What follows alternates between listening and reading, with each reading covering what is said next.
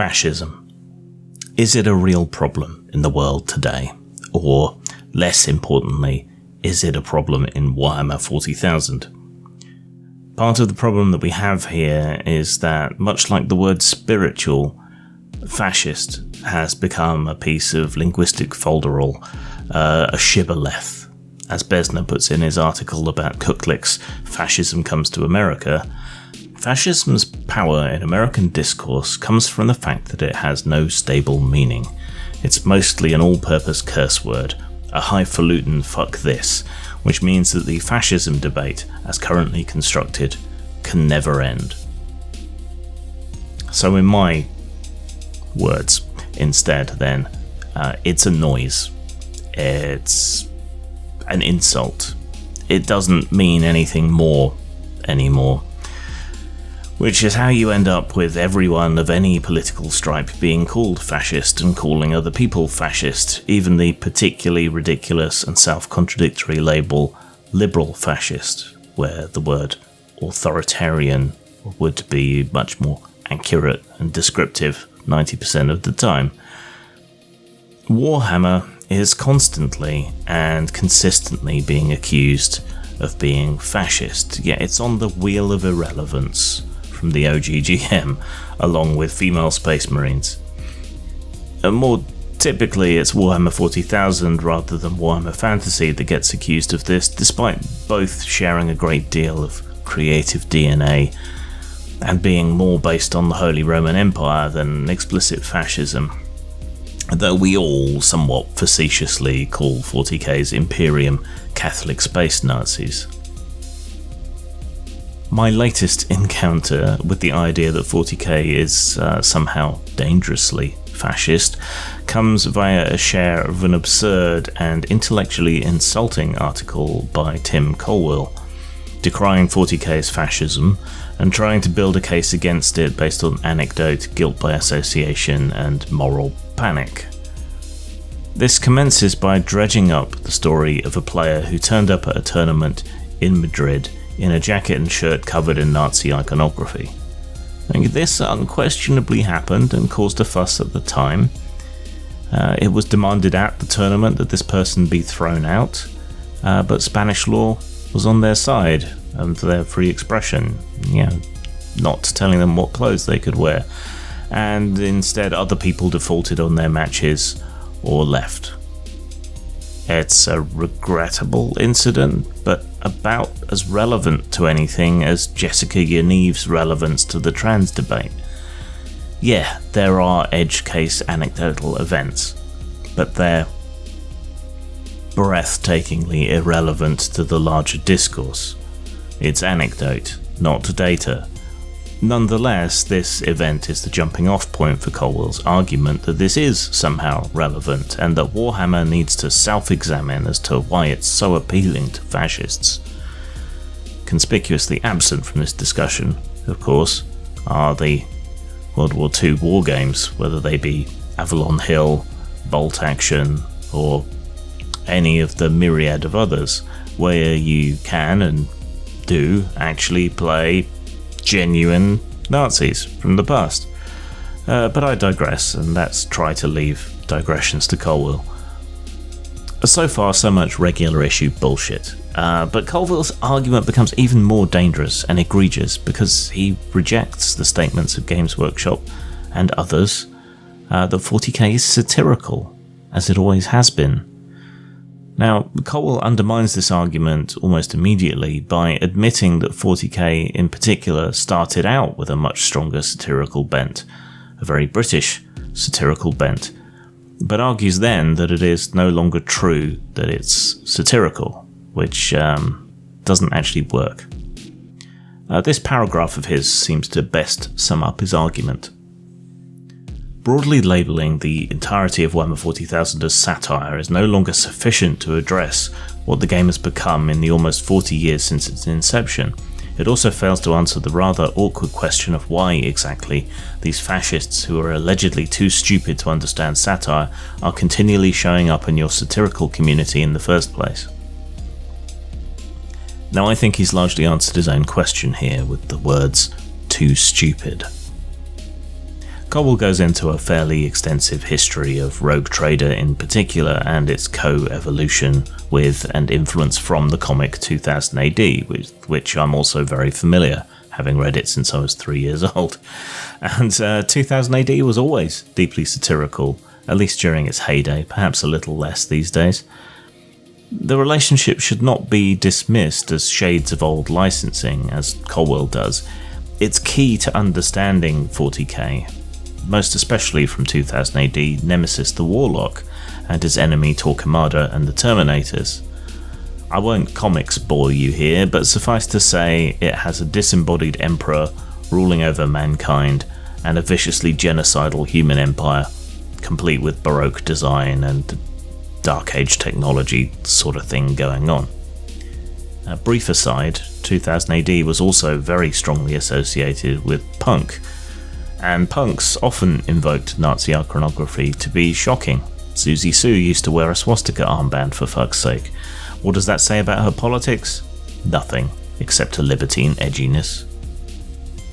40k built out from and onto those premises, but it's not the case that 40k's empire is the good guys, as Colwell childishly puts it, but rather that there are no good guys.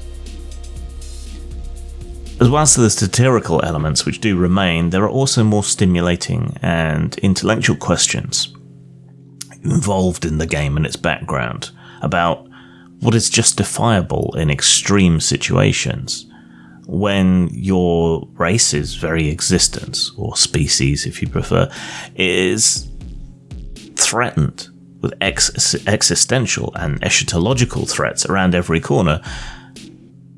What's justified? The Imperium of Man may be a horrendous authoritarian society built on fear and death, but in the face of the ruinous powers, devouring swarms of Tyranids and robot death gods, what price worth paying for survival? Well, that's an interesting question. The satire has indeed faded a little into the background through the editions, but I would contend that this is because it was initially created those 40 years ago and was very British, but that doesn't mean that the satirical elements have been excised.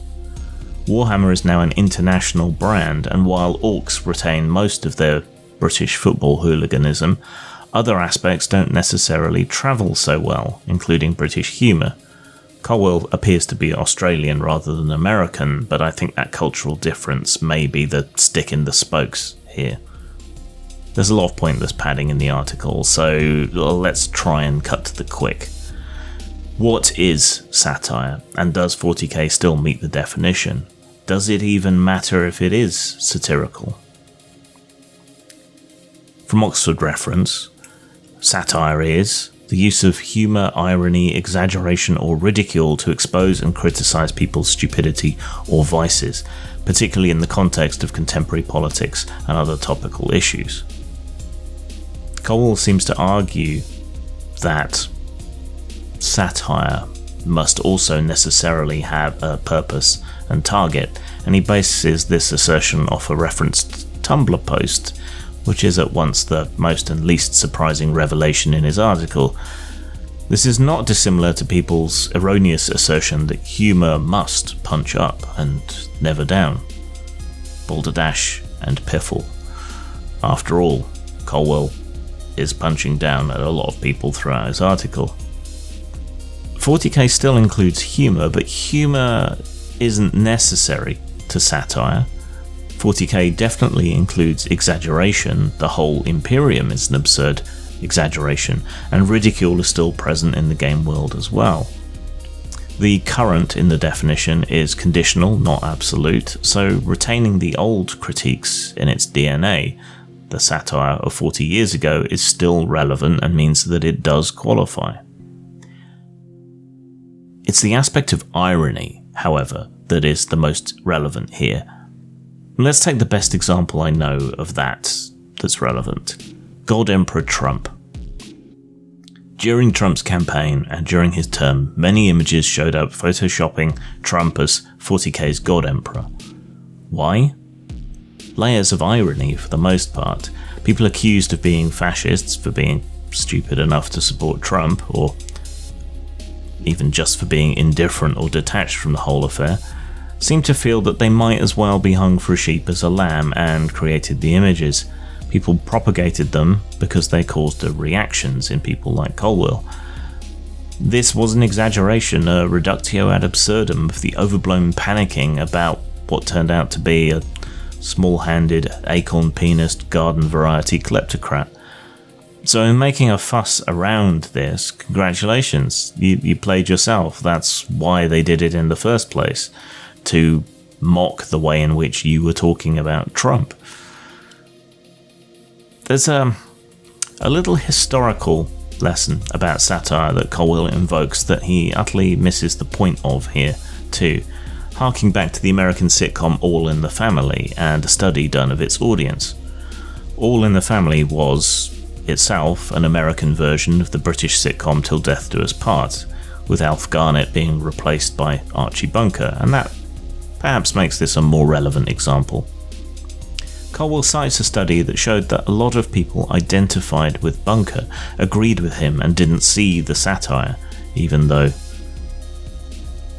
it was pretty obvious. They thought Bunker was the winner of confrontations in the series. They found that people who shared Bunker's prejudices were attracted to the show. So, does that mean the show was catering to bigots and looking for them as part of its audience? Does it mean the show should have been changed, or should have actively repudiated this audience that was too stupid to get the satire? To perhaps approach an answer on that, let's go to another similar case, not about satire, but related to similar arguments. People have, for a very long time, tried to find an association between so-called violent pornography, BDSM and rough sex, and sex crimes. They're trying to bolster their argument that pornography causes these sex crimes and thereby to build a case to ban it. What they found instead was that there was a negative association. That is, people who consumed pornography were less likely to commit sex crimes, but also that sex criminals were attracted to this pornography. In other words, the association was inverted. It wasn't that pornography was creating or encouraging sex criminals, it was that people already likely to be sex criminals were attracted to the pornography. Indeed, the pornography may have had a prophylactic effect by providing an outlet for their darker fantasies. The relationship between 40k and so-called fascists is more likely to be the same.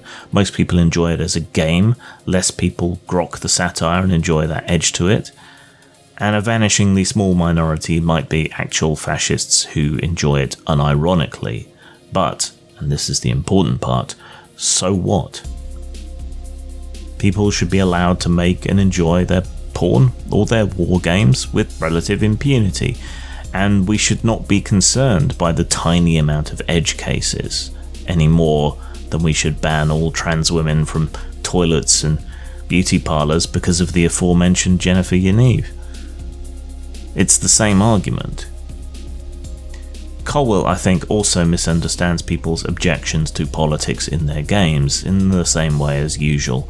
It might be better expressed as people objecting to being propagandized to, but Colwell seems to have the brainworms that see everything as political, so I don't see much chance for a rapprochement there. And that's really the problem here, isn't it? The brainworms that see everything as political, whether it's people like Colwell seeing fascists around every corner, or whether it's other people on the opposite side of the argument, I suppose, seeing trans ideology hiding everywhere, trying to take their kids, or whatever. It's brainworms all around. And people like Colwell tend to ascribe to others the same motivations and obsessions that they have.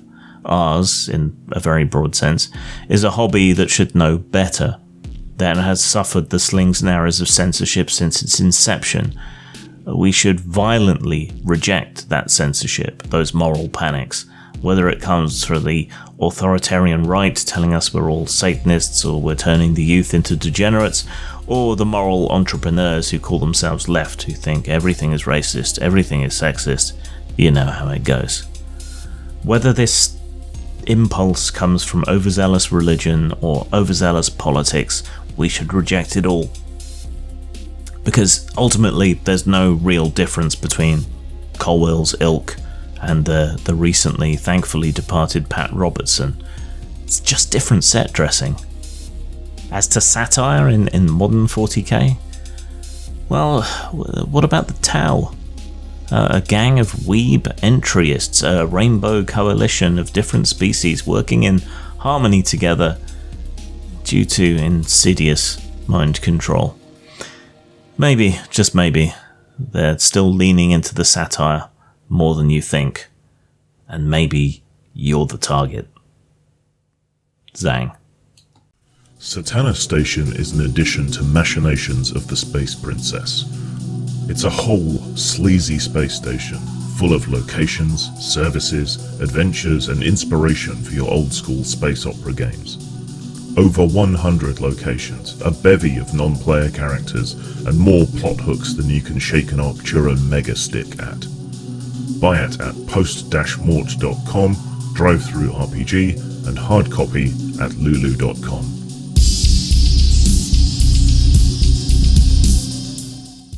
Ladies and gentlemen, a single bottle of Reverend Dr. Grimm's Miracle Elixir will solve your constipation, dissipation, exculpation, obstipation, extirpation, bastardization, demoralization, amortization, accusation, disorganization, bowdlerization, malversation, dehumanization, plagiarization, demonization, feminization, localization, categorization, stigmatization, monetization, pulverization, and rationalization, sterilization, victimization, infatuation, insinuation, vexation, masturbation, perturbation, litigation, subjugation, and the French pox, or your money back, as used by the crowned heads of Europe.